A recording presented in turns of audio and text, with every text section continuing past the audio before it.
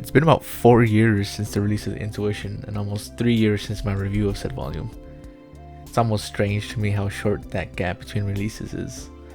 For so long, Haruhi has been a series that I rewatch annually and reread about every other year or so.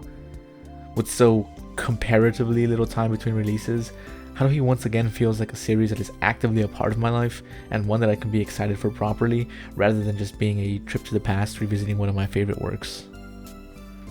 Still, this volume feels a bit strange in even that regard, since, like the last volume, it includes previously written, newly translated stories from many years ago. Notably, the titular Haruhi Theater debuted in an August 2004 issue of the Sneaker magazine. This places its original release date as after the release of Volume 4, The Disappearance, and just before Volume 5, The Rampage. That is to say, it's an old story, marking this volume's release date of November 29th, 2024, as a close to 20-year anniversary. This volume is a 3-part collection of an adventure known as Haruhi Theater. The first part, as mentioned, was published in 2004, and a direct follow-up was published in June of 2006. But the story of Haruhi Theater wasn't officially completed until this novel's release. The theater is in reference to the story, as it presents the confused SOS Brigade in multiple but continuous experiences across several fictional realms. The story begins with the characters in a fantasy world, where the hero, Haruhi of course, is tasked with the rescuing of the princess and prince from the Demon King's castle. Supported by Kyon the warrior, Asahina the mage, Nagato the thief, and Koizumi the bard, Haruhi exacts her plans to complete the quest, ignoring all guidance and moving at her own will, in the classic Haruhi style. Part 1 ends with the party failing and instantly finding themselves in space, as a crew now tasked with rescuing the kidnapped son and daughter of the Galactic Empire. The story continues on their journey across multiple settings, as Kyon struggles to identify what exactly about this journey is bothering him.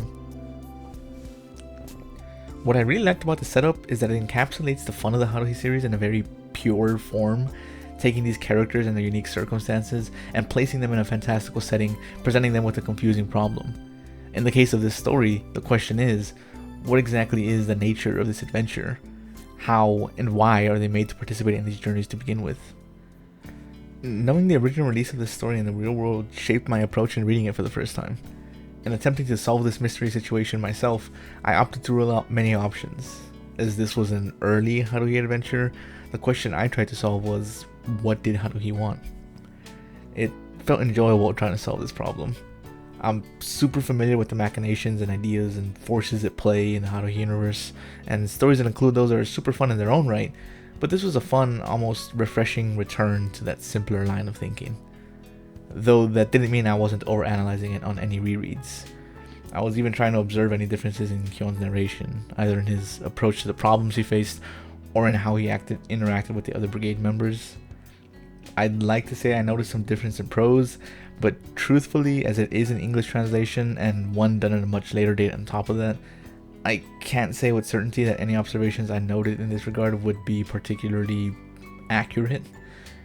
However, there is a notable difference in Kyon's actions, or, well, inaction, when faced with and in attempting to solve these problems.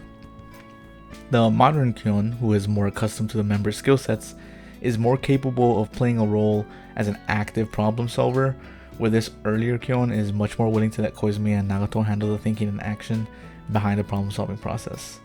His lessened awareness of his friends is especially apparent in his interactions with Nagato. After the events of the disappearance, and even more so after the events of Snow Mountain Syndrome from Rampage, Kyon makes a conscious effort to pay closer attention to, and in effect, protect Nagato from overexertion brought from being the most capable among Haruhi's entourage. In this particular story, some of those elements are actually missing, and Kyon fails to notice certain elements of Yuki's character that he would go on to notice in later iterations. These reductions of character sort of reinforce the issues of this volume's strange chronological placement. It's volume 12 by release date, but the events mentioned in this story are from volumes 1 through 4, and the theater adventure itself is actually mentioned in Snow Mountain Syndrome, so again, it's stuck between volumes 4 and 5. So much so that I'd be comfortable calling it a volume 4.5, which makes it an excellent supplement to the anime, which covers the first 4 volumes of the series.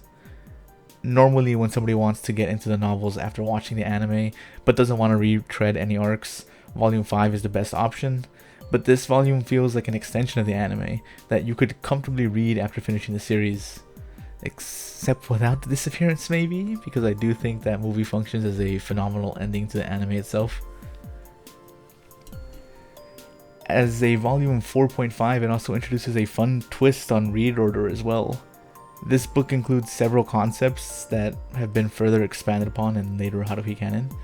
What functions as an introduction to those concepts for a new reader might also serve as an expansion to them for more informed readers. Readers who, like myself, have read all the novels and remember all the details about them. I wish I could gush more about this book like I did for Volume 11, but where I was able to celebrate the triumphant return of the Haruhi series and could expand on one of the characters I've been so interested in with Tsuruya, this book instead feels like a fun, nostalgic return to early Haruhi.